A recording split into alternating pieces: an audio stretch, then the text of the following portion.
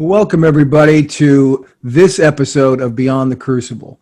I'm Gary Schneeberger, the co-host, the co-pilot of the podcast. And you've clicked play. We hope you've clicked subscribe to a show that deals in what we call crucible experiences. And crucible experiences are those moments that we all know pretty well.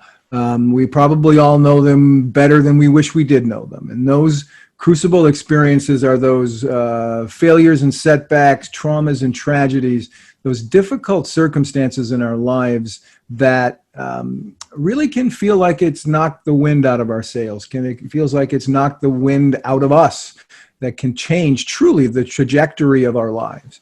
And we talk about them here, though. Here's the important part. We don't talk about them here on Beyond the Crucible so that we can kind of trade war stories and shop talk and kind of wallow in them. We talk about them here in the hopes that we'll learn some things from them. We'll learn some insights. We'll learn some techniques, some tips, some things that can help us get through them.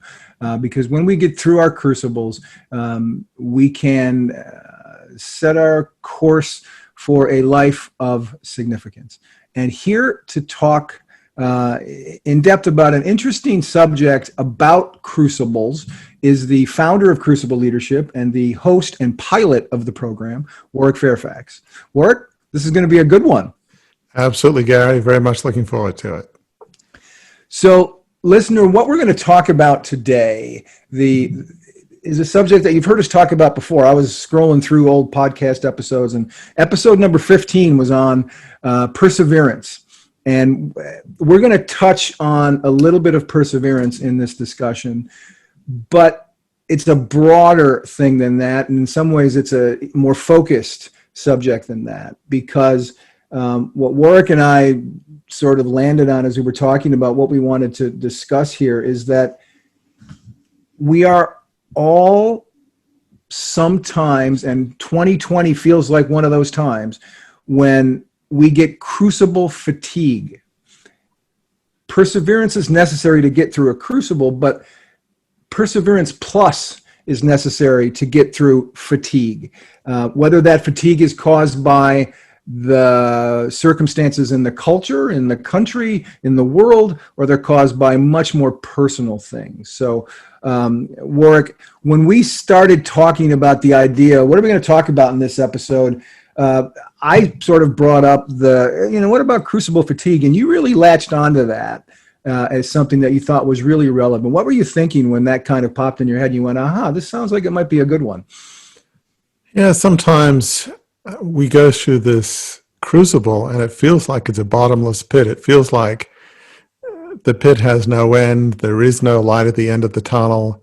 You can't even see a tunnel. You just see this whole sense of darkness. And at the moment, everybody really has had a tough 2020, or pretty much everybody. We've had the whole pandemic, which seemed to go on forever. Yes, we've heard recently that maybe there's a vaccine, but that could take quite a while to get out and be widespread. The economy is uncertain. We've had a very tough election that's divided many people. Some are happy, some are not happy. Our whole world feels in a lot of turmoil, a lot of division along a lot of lines, including racism and issues of systemic racism. I mean, it's been a very tough year for a lot, if not most people. So in a sense, you could say many of us are going through a collective crucible, but crucibles can also be very personal. Whether it's 2020 or not, you might have got fired from your job or let go, passed over for a promotion. Maybe you have a loved one that's died recently, or a health challenge in the family. So whether it be because of large outside causes or something very personal, there are some days, some months, some years even, in which we feel like we don't have hope. It just seems like there is no way out of the bottom. We just feel like this crucible is like a black hole that's going to go on forever. And as we all know, once you get into a black hole, any folks who are physics majors know that once you get into a black hole, not even light can escape. So that we kind of feel like we're in this black hole of a crucible, and And yeah, there is no end. If we've heard it once in 2020, we've heard it dozens, if not more than that times.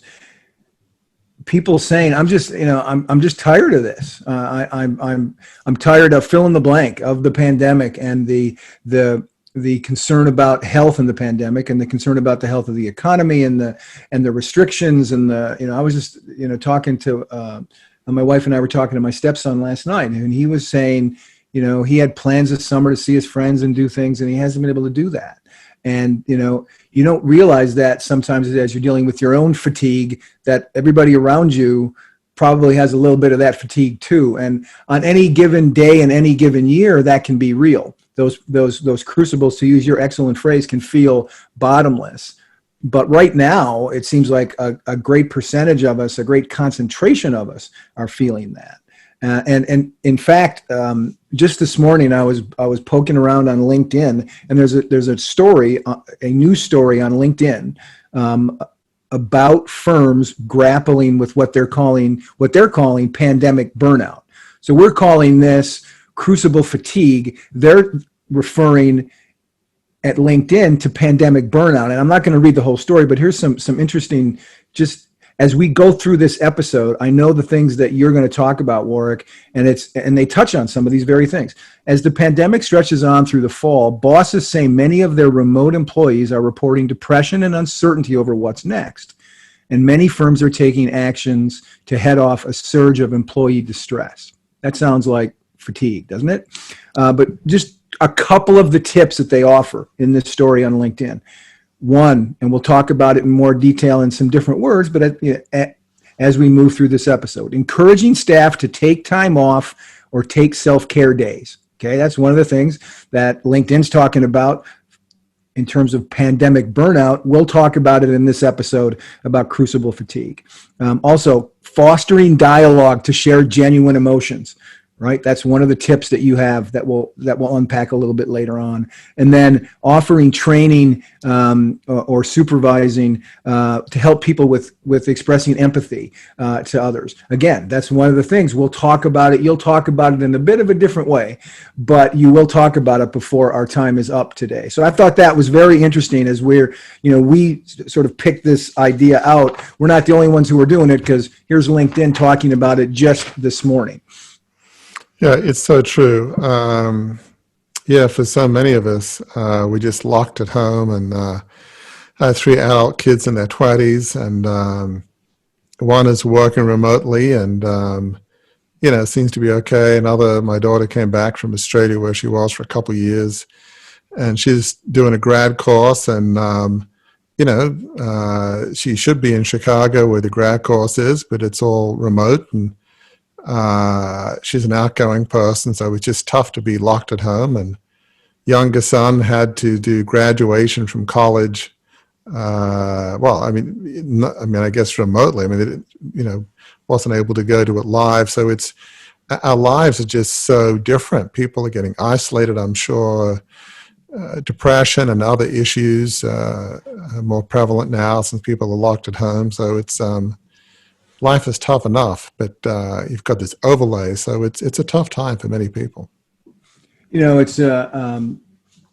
I always like to pull quotes, especially on these episodes when it's just the two of us. And the listeners don't know that I'm a huge Green Bay Packers fan. But here's something that Vince Lombardi, the legendary coach of the Green Bay Packers, said about fatigue, which is, I think, a good jumping off point to begin some more detailed discussion of this subject of fatigue over crucibles. Vince Lombardi said, "Fatigue makes cowards of us all." Right? We talked about this idea, Warwick, that right. I don't feel I have enough energy to get on. I just want to stay in bed and pull the covers over my head. And Vince was a little plain spoken, but the idea there really is it can make us feel like we just want to give up. It can make us feel like we don't have what it takes to press through. Yeah, we're kind of right. We often use this image in Crucible Leadership. We can, feel like we're hiding under the covers and just not want to get up. You just this sense of, I'm done. I've had it. I'm checking out of life. I'm, just going to go through the next 20, 30, 40 years, and that's it. I think all of us can have times in which we feel like that's it. Or, when you're in the bottom of a crucible that goes on forever, it is tough to get out of that thinking, back to the black hole image. It's tough to get out of that thinking of, I'm done, I'm worn out, I'm tired, I've had it. That's not an easy cycle to break when you're at the bottom of the crucible. And listeners who've spent any time at all with us know that you, Warwick, are a great student of history, that you draw many of your leadership insights, practical tips from some of the greatest leaders in history. And history tells us that what we're talking about today, there are examples, even in recent history, there are examples of folks who have gone through some really hard, bottomless feeling crucibles, crucible fatigue. And yet, as we like to say, on Beyond the Crucible, your crucibles aren't the end of your story; they can be the beginning. And in the cases that that you've written about in the past, there are great examples of folks who indeed have done that. And who comes to mind as you think that over? Yeah, it is funny. We do talk a lot about folks in history, be it Washington, Lincoln, Churchill, Roosevelt, but one that came to mind as we were thinking about this is somebody I wrote about a little while ago, maybe a year ago, J.K. Rowling, whose first name is Joanne, but publisher decided to go with J.K. since she wrote the best-selling books Harry Potter that was targeted at kind of, teenage boys and what have you, and they thought, J.K. would be better for that audience. Right. I don't think boys would really have cared, but, publishers, go figure. But what's interesting is... It's the marketing and PR guys. It's the PR guys. Exactly.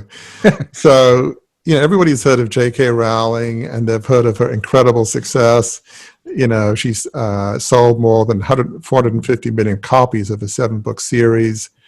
Her 8 films that she's done on Harry Potter, she's done other ones, but just on Harry Potter, they grossed over $7 billion worldwide with a B. I mean, she's had enormous success. So when you think of people who are that successful, it's hard to think that maybe they went through crucibles.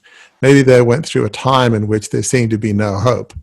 And so, we forget about that. But J.K. Rowling, Joanne Rowling, she had that experience. She, around 1992, was about 2 years after she came up with the whole idea of Harry Potter. Right. And it was an unbelievably tough year. It was sort of like her 2020, if you will, maybe multiply by 5 or something. Her mother had just died after battling multiple sclerosis since Joanne was a teenager. She had had a difficult divorce from her first husband, and she had a young daughter to support. So here she was in Edinburgh, Scotland, living in poverty, on welfare. She had a young daughter to support. By her own admission, she was diagnosed with depression, on the verge of suicide. Again, this is her perspective. Life couldn't have been more difficult. I mean, what hope is there for a single mother in Edinburgh, in that situation? And, apparently she had a difficult relationship with her dad. So, a lot of these support mechanisms, they kind of weren't there, at least not from family. And those are a lot of crucibles that can stack up pretty quickly. Yeah, I mean, she said that she was as poor as it's possible to be in modern Britain. She felt that she'd failed on an epic scale. But it's interesting. She says that rock bottom became the foundation on which she rebuilt her life. And what's interesting is, and she said a number of things, since about this, about just kind of her attitude.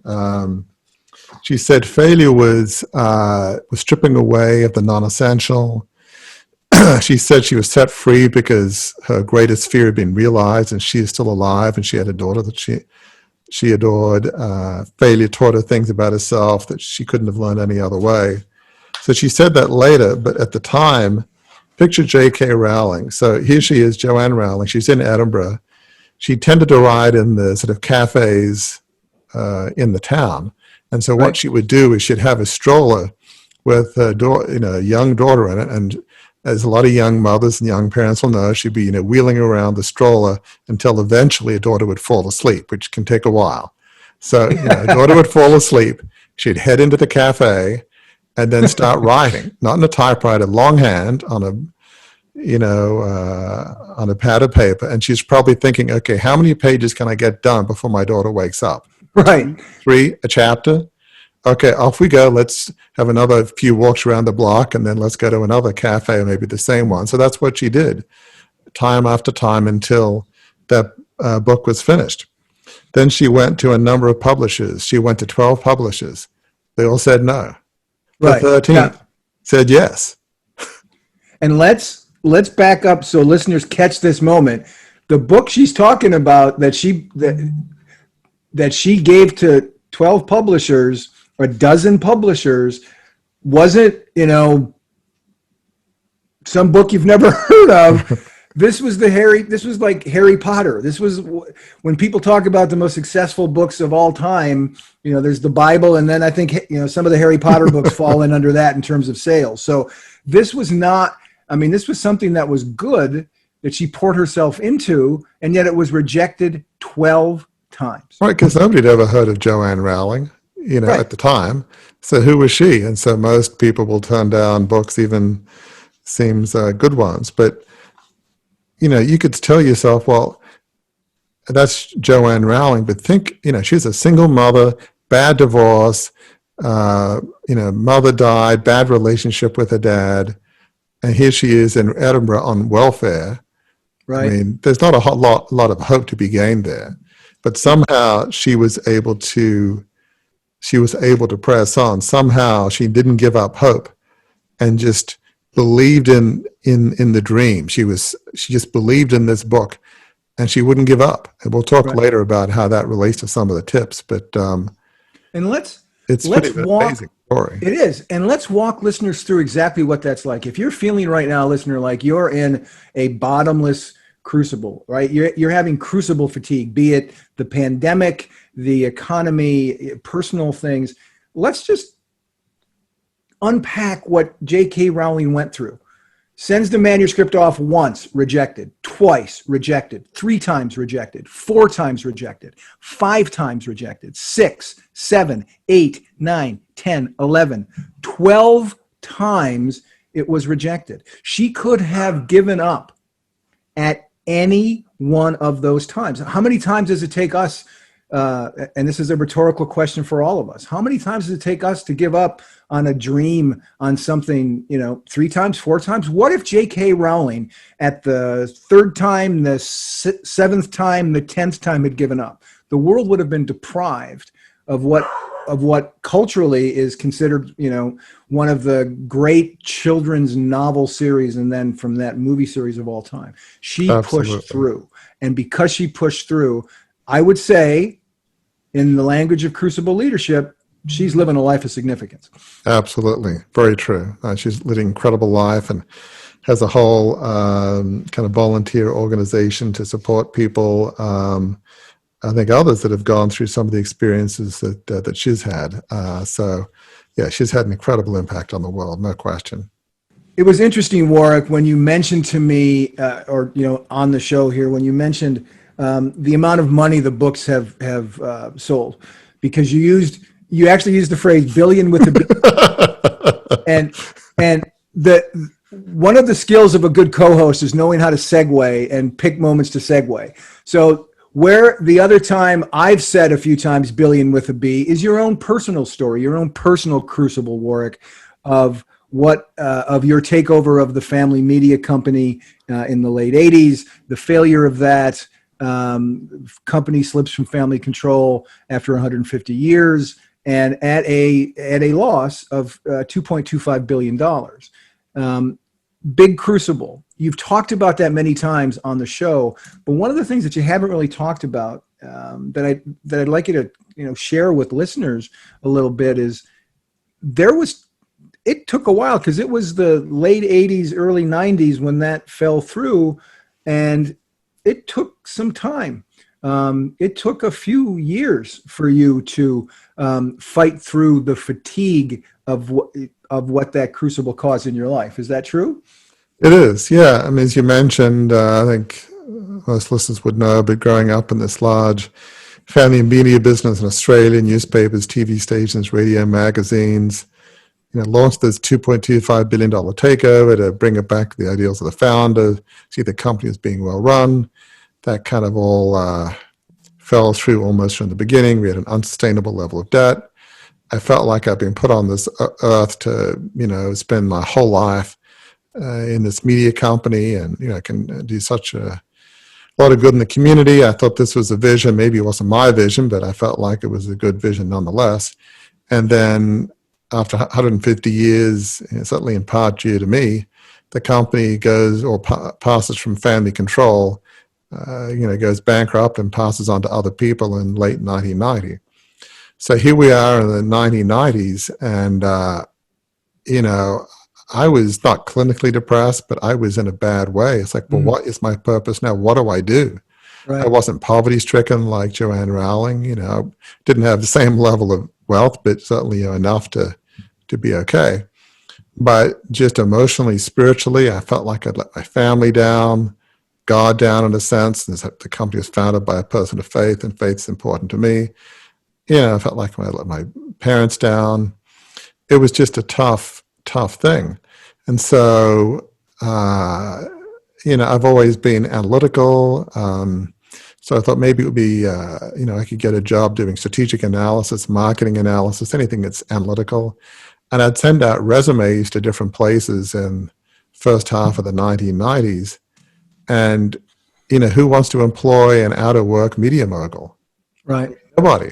I could say, oh, I'm humble. And they'll like, oh, sure. Yeah, right. Mm-hmm. And so I was like unemployable. I mean, it was just, it's hard to have a hope when it's like, when you just think of all these rejections, which I could understand. So eventually, sometimes desperation makes you take steps that you probably wouldn't otherwise. There was, in Maryland where we live, there was a temp agency that looks for temporary employment for accountants and financial analysts. Well, I'm not an accountant, but I have done financial analysis after I went to Oxford, and before I went to Harvard Business School, I worked on a bank on Wall Street, and so I did, financial analysis. And yeah, as an aside, I have a Harvard MBA, but that certainly didn't help me get a job at that point. Again, former media mogul. It was right. Didn't do anything for me. I mean, not their fault, but the situation. So I went to this temp agency and said, well, I could do financial analysis. So I said, well, we have this like little program that'll test your proficiency at Microsoft Excel. Well, I'd done that, used that a lot in business school and in the bank. So I guess at the time, you were pretty good at it. 1996, that's pretty good. I said, well, you got a really good score on Excel. Okay, great. So they found me a job at a sports company that had its U.S. headquarters in Maryland and had needed some help with budgeting. So I did that over a few months, and it must have done a good enough job. They said, well, you're an employer. I said, you did a great job helping out with budgeting analysis and all. So then they said, well, there's a temporary to permanent position at a local company in Annapolis where I live that's a large aviation services company. So we started off there doing financial analysis, and after a few months, they offered me a full-time job. Now, this is like 1996, and at the time, what they were offering me was a fair, wage for the work that was being done, but I felt like I was probably the lowest paid Harvard Business School graduate in history at the time. Right. But yet, I was overjoyed. I had a job. It was something that I could do. It certainly wasn't my dream job at Harvard MBA doing, entry-level financial analysis for an aviation services company. Nothing wrong with the industry, but it was a first step. And little bit by little bit, I got more into business analysis, strategic analysis. From there, as some listeners will know, I took an executive coach who does sort of mid-career assessments, gave me an assessment. I said, well, you have a great profile for executive coaching. Got into that, got onto 2 nonprofit boards, including my church board. As I started doing that, people said, boy, you have a great perspective on leadership. I'm thinking, what do you mean? I'm just asking questions. Right. So, do I have actually something to offer? Because at the time I would have been like, I couldn't lead my way out of a paper bag. Me, lead, look what I did. Come on, I have nothing to offer. But little bit by little bit, and then, the idea of the book came through a talk I gave in church. Somehow what I said helped people, and then Crucible Leadership. So, but where I am now is a tremendous place with a book that's going to be published next year, this podcast, Beyond the Crucible, active on social media, have a whole website, Crucible Leadership. But you think back to all those years ago when I'm at this temp agency, and it's like, oh, you're good at Excel. Maybe we can find something temporary for you. It seemed like a baby step, like a micro baby step, like a 100th of a baby step. It didn't seem a particularly glorious step, but it was a step, as we'll talk about later, that led to greater things. But I had no idea at the time. And as you know, before you went into that temp agency and had that conversation and found the temporary job, what was it like emotionally? I mean, again, we've talked about it many times that listeners probably have not had the same, certainly have not had the same details of their crucibles as you have or as I have, but the emotions are the same. And I assume at some point in the midst of post takeover and going in and getting that temporary job, you probably experienced, did you not, crucible fatigue? Yeah, I mean, it was hard to have a whole lot of energy to kind of do anything super productive. Fortunately, I had young kids at the time, and my wife is very loving and supportive, which was huge. I'm so blessed. But yeah, I mean, it was just, you try and trot out resumes. This was just before the dawn of the internet in the early 90s. So it's not like you could just Google stuff at the time. You would send out resumes and nothing would happen. I mean, how do you get the energy and the get up and go to send out a resume when the chances of success are pretty much zero? Right. Objectively speaking, out of work, media mogul, Harvard MBA, Oxford, it's like, there is no way. I was unemployable. So there was zero reason for even a speck or a grain of hope objectively. And I knew that. And so you just keep, I mean, fortunately, and this is a blessing, we weren't on the streets. We had, didn't have billions, but had enough that we would be okay, at least for a while. But yeah, I mean, it was hard to get motivation to do a whole lot professionally. It was, having young kids does distract you in a good way. Yep. But to feel like, oh, let's try out another resume. Well, why? I mean, what's the point? Right. It will fail, which they did. Yep. So yeah, I mean, it just saps you of energy, of fatigue. You feel bad about yourself. And then you start thinking, what an idiot, the takeover. Why did I do it? So dumb, so stupid. And so the fatigue, and not clinical depression, but depression can lead to self-recrimination. Like, I'm in this spot, certainly in significant part because of my own stupidity. So then the cycle of, I can't get a job, I'm an idiot. I can't get a job, I'm an idiot. You just get, it's worn out. It's hard to pick yourself up every day. It's tough. And the good news for listeners who may find yourselves in the same place right now, your crucible has been going on for longer than you expected it would, certainly longer than you hoped it would. And maybe you're feeling tired. Maybe you're feeling fatigued. Maybe you're feeling what Warwick just described. What's the chance of success of this resume or of this effort to start my business up the way that I want to do it? What effort is going to pay off for me to continue to pursue my vision? Maybe I should just stop, to use the J.K. Rowling example. Maybe I should just stop at the 11th submission of the manuscript. But the good news is, as Warwick described for himself, as J.K. Rowling is testament to, there are ways to fight that fatigue. There are ways to sort of light the engine to help you move past that fatigue, to dissipate that fatigue, and move your life toward a life of significance. And I know, Warwick, you have a blog on this subject, and you unpack several helpful tips. It really is, the way I described it as I'm thinking about it, it's a roadmap, if you will, of how to go from I want to lie in bed with the covers over my head to I'm chugging along pretty good toward a life of significance. Let's walk the listeners through that roadmap. Yep, absolutely. You know, the first one is probably the most important. It's take one small step. Even when life can feel overwhelming and there's no hope, just take that, one small step. It could be apply for that next position, even when you think it's hopeless. Have that one more networking call. In J.K. Rowling's case, send out one more manuscript to one more publisher. Whatever the positive step is, no matter how small, each day, try to take one small step. It could be journaling about the kind of position you would like to get, but it's the importance of taking one small step at a time, each day, each week. That is probably the foundation of getting out of a bottomless pit. Even when that small step can seem like, well, even if it happens, so what? Right. Like, okay, so I go to this temp agency and they think I'm good at Excel. Okay, that seems not super exciting, but okay. But that's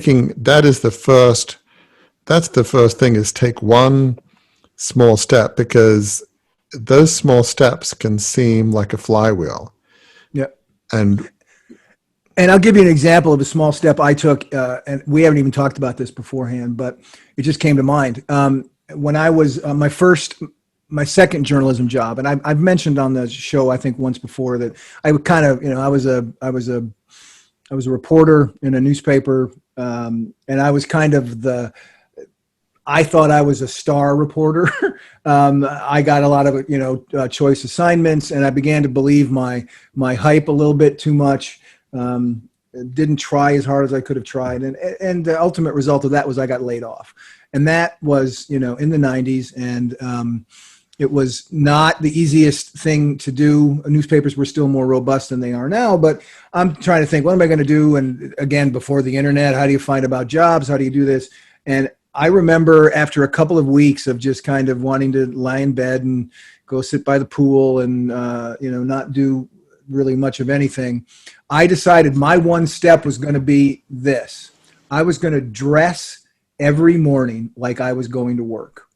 And I was going to treat finding a job like having a job. That was my job, was to find a job. So I got up, shaved, got dressed in my, shirt and tie and coat, and sat and worked trying to find a job. And just that one small step changed my perspective, because my perspective was a guy who was unshaven for 4 days, lying in his bed, feeling sorry for himself, to a guy that at least felt like he was someone who was employable, someone who had a future. And that one small step, to your point, then led to another small step, and I came up out of the bottomless pit. So after the small step, after step one, which is take one small step, what comes after that? Yeah, and that's a profound example, just sort of an attitude change of just getting dressed in, your work clothes, so to speak. That, an attitude as well as an action can be so profound. So I think one of the things that happens is, there's a link between taking a small step and the vision. You may not know what your whole vision is, but as you begin to take some small steps and get some affirmation, you begin to see, well, maybe there's something that I can do. And the vision begins to grow. In my case, when I got into financial analysis, I'm actually pretty good analytically. This is something that I can do. So I'm getting some positive reinforcement, which encourages me. I get into executive coaching, and I was told I had a leadership voice. just by the questions I asked. Gosh, for me, that's made so many bad mistakes, leadership mistakes. Well, maybe there's something I can do. And, I didn't think at the time, and this is sort of the important point, whether it was when I started coaching or even further back at the Temp Agency, I'm going to found Crucible Leadership. I'm going to have a book. I'm going to have a podcast. I wasn't thinking that. I was just thinking of something to reclaim at least a grain of my self-esteem, something positive I could do. But the vision tends to grow. It's a bit like a flywheel. I think of Walt Disney, who I've talked about earlier. He's just started off wanting to do animated cartoons with a story that was a bit more interesting than the typical ones in the 20s, early 30s. But from Mickey Mouse, ended up going to Snow White, going to Disneyland, Disney World, and on.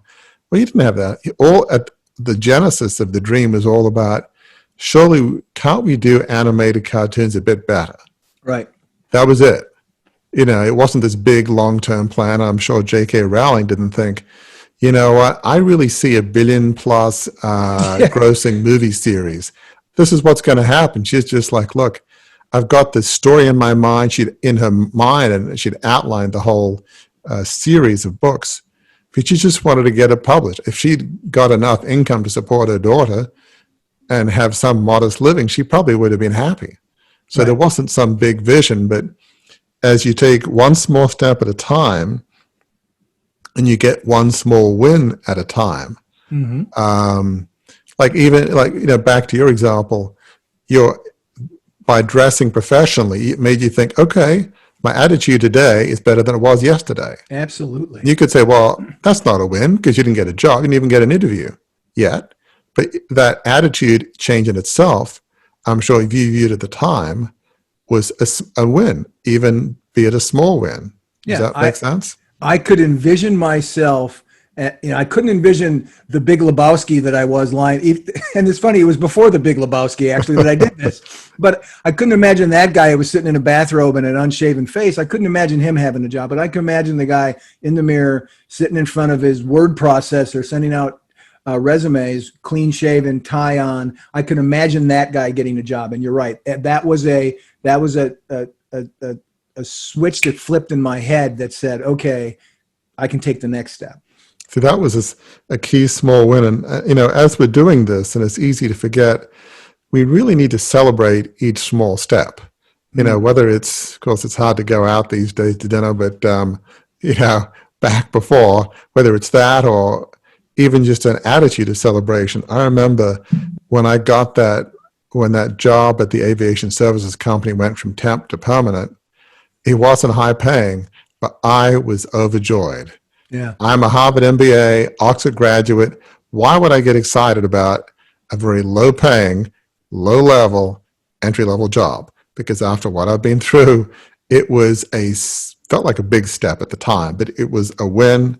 I was just over the moon. I was so happy. So don't take those small steps for granted. Celebrate it because that gives you energy for the next small step. So small step by small step, it builds your vision. Celebrate each small step, and that will produce a flywheel of enthusiasm that will make leaping out of bed actually possible rather than dragging yourself out.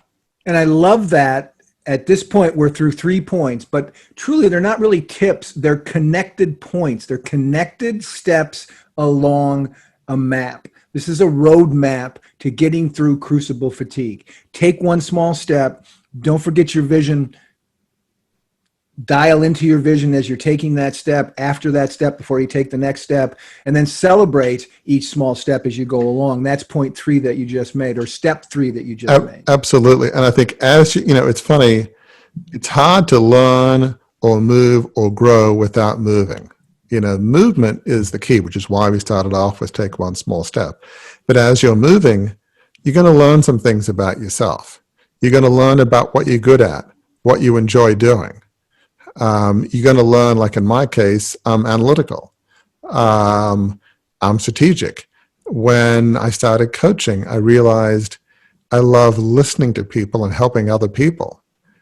I found I had a leadership voice that I had no idea that I had. When that led to me getting onto nonprofit boards, I'm a reserved person by nature, certainly at the time somewhat shy.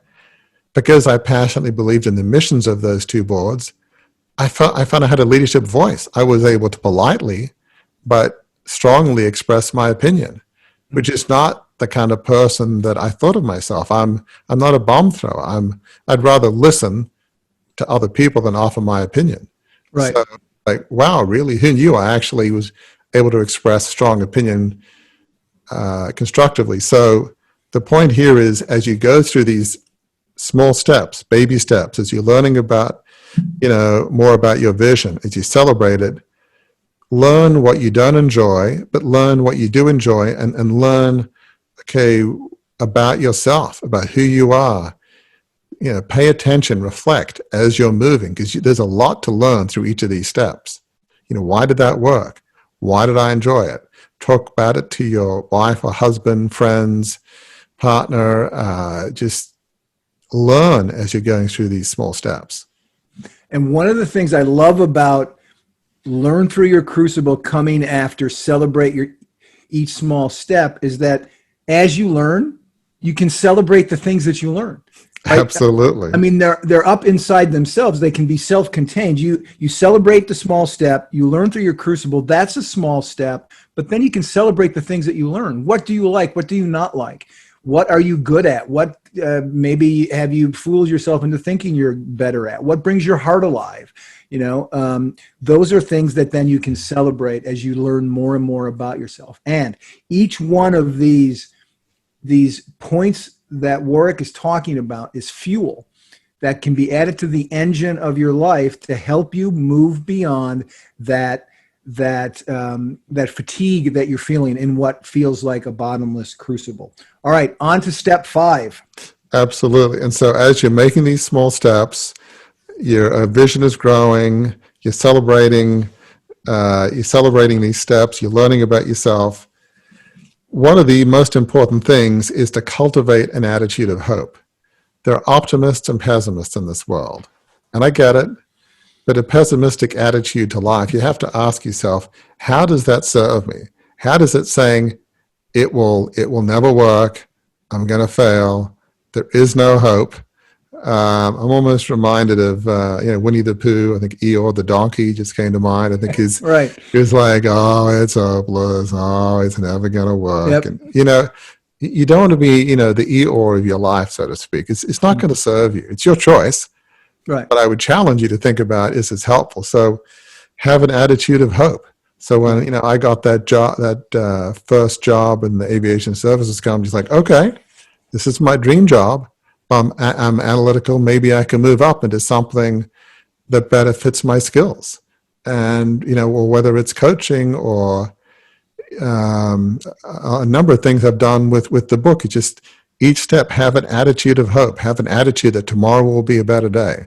It may or may not, but have an attitude of hope, because an attitude of hope fuels movement, fuels progress, fuels success. An attitude of negativity and of pessimism, what does that do? It fuels no growth, no steps. Right. So, whether you feel like it or not, force yourself to think of, have a hopeful attitude. Yeah. And along those lines, Warwick, one of the things that my wife and I have started to do in the midst of what can feel like a bottomless crucible, the collective crucible, I believe you called it at the top of the show here. One of the things that we've begun to do in the last month is every morning when we wake up, I went to the dollar store and bought like $1 worth of like 5 enormous things of slim ribbon. And every morning when we get up, we slice a bit of that ribbon off. And I've pulled an old vase from underneath in one of the cupboards, and we put it up near where we have family photos in our bay window in the living room.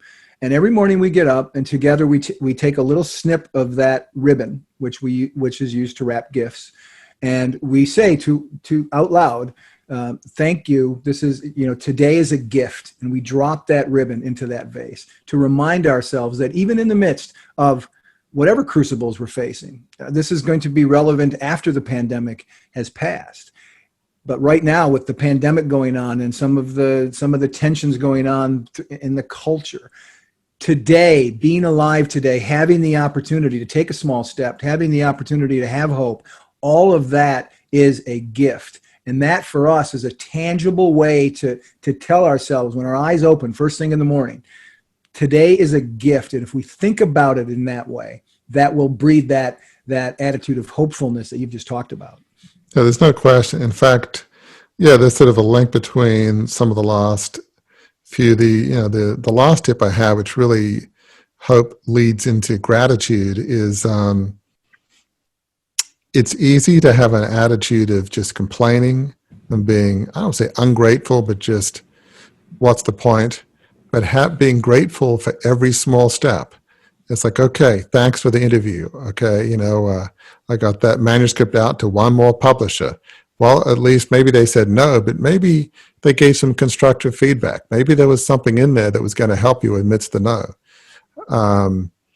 When I was going through those difficult years in the 90s, I was so blessed. I had a very supporting wife who not once, not ever got down on me because she understood what I was going through. She was always supportive, never negative, ever.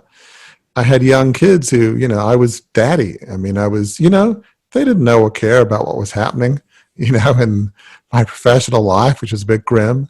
So Right. being grateful for a loving wife and, wonderful kids, we can always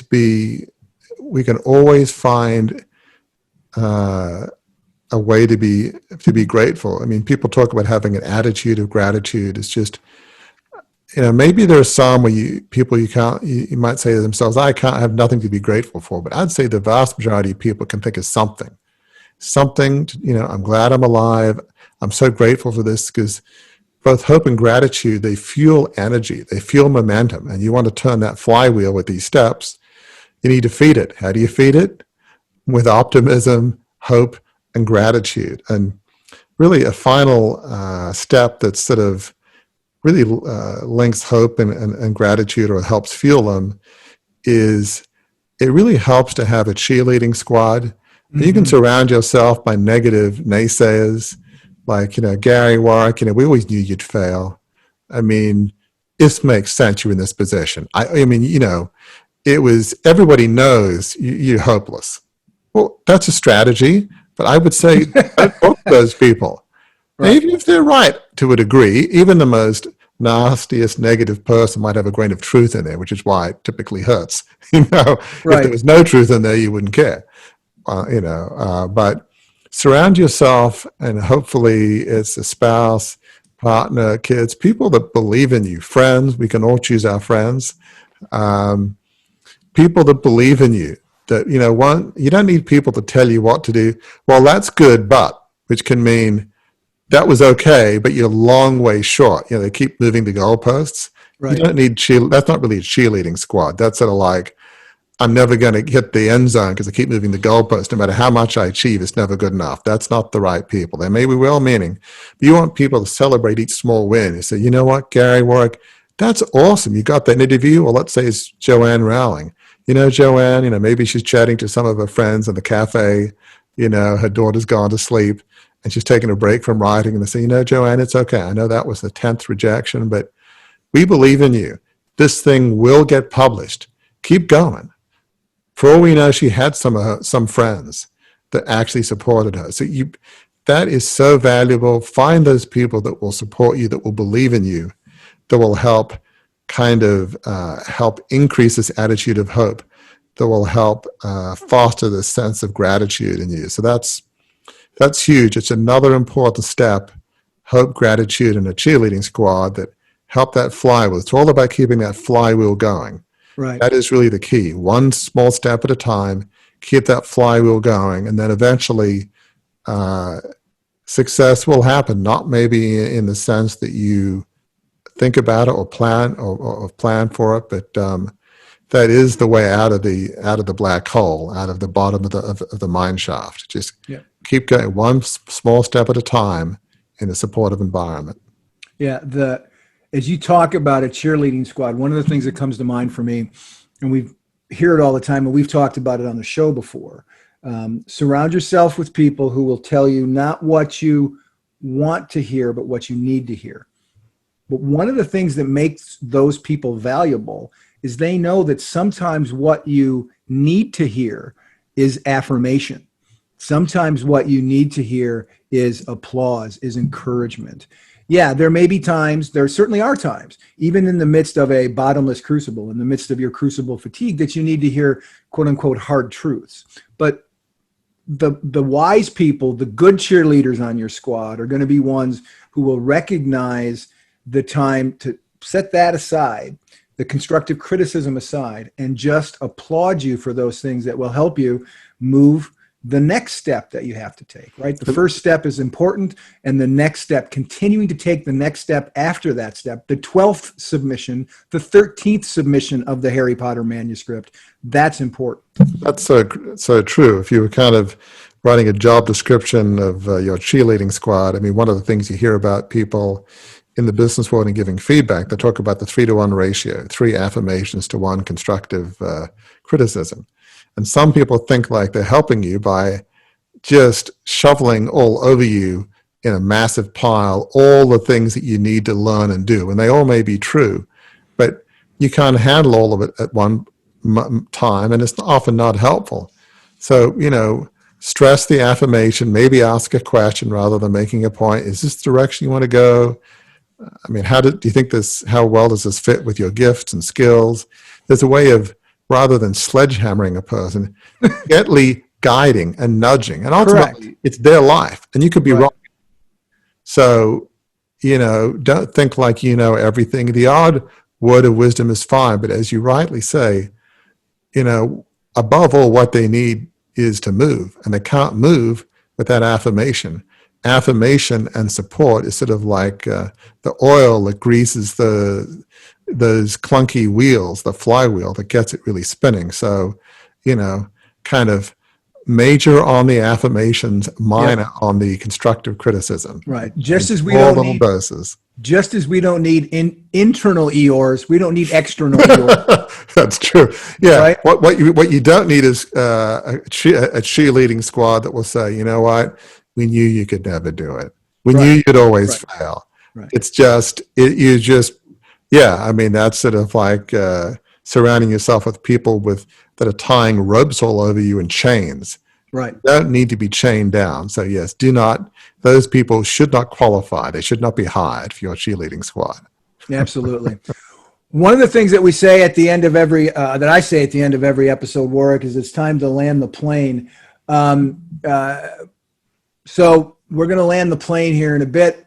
What, as the captain of the plane, what's some parting thoughts you'd like to leave listeners with about this idea of fighting their way through what feel like bottomless crucibles, fatigue from crucible experiences? No matter how bad it feels, no matter how hopeless, how dark, how much of a black hole or deep mine shaft, the most important thing to ask yourself is this: what one small step can I take today? What one small step, no matter how small it is, can I take today? It all begins with a small step. All the other tips, the cheerleading, the hope, gratitude, vision, learning, from your crucible experiences, learning about yourself, it all begins with what one small step. It's an attitude of the will. Tell yourself, I am going to take a small step today. I am going to do that. That it all begins with one small step.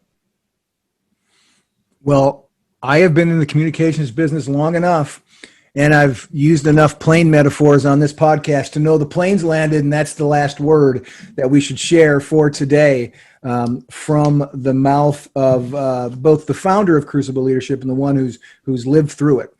I usually often close the episode by running through some takeaways, and I'm just going to read through this list of takeaways from the blog that Warwick has written on this subject of how to fight through fatigue in a crucible context. So usually I give, 1, 2, 3 takeaways. Here we're going to give 7 takeaways. Step 1 is take one small step. Step 2 is don't forget the vision. Step 3, celebrate each small step. Step 4, learn through your crucible. As you're going through your crucible, learn the lessons of your crucible. Really important. 5, cultivate an attitude of hope. 6, have a cheerleading squad. 7, cultivate an attitude of gratitude.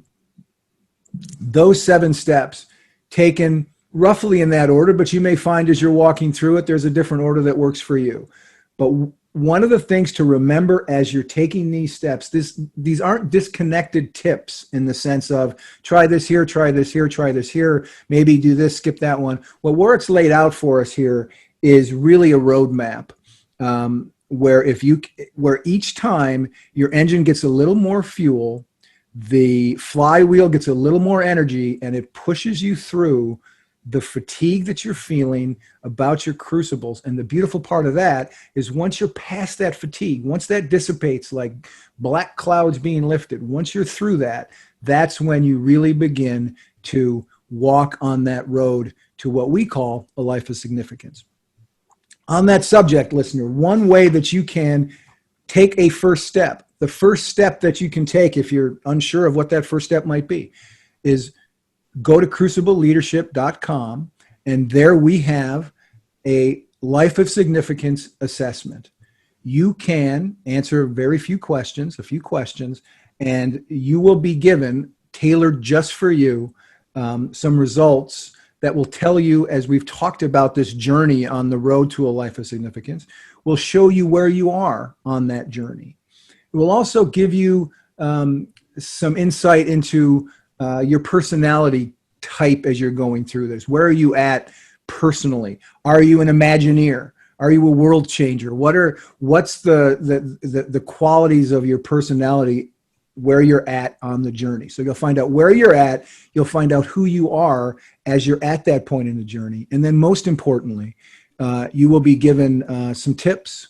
You will be given some takeaway, tangible action steps you can take to continue the language we've been discussing here, to continue powering yourself through the flywheel down the road to the life that you want to live, the life that you want to live that's on purpose and dedicated to helping others. So until the next time that we're together, thank you so much for spending this time with us. Thank you for trusting us with your crucibles, for turning to us and to Warwick's insight and experience and aptitude to help you along the way of what the next step will be. And remember, as you take that first step, which then will lead to the second step, when then will lead to the third step. And if you're like J.K. Rowling, it could lead to a 13th step. That's good. Remember as you go through that the crucible that you're in right now, even though it may feel bottomless, even though it may feel like you're fatigued by it, remember that crucible, no matter how long it's been going on and how tiring it's been, is not the end of your story. That crucible can be the beginning of your story, and it can be a great beginning of your story, because once you learn the lessons, as you continue down that road that you're on leads to something that is that you can't put a dollar figure on, that will bring you the most fulfillment that you can find. And that is, your destination will be a life of significance.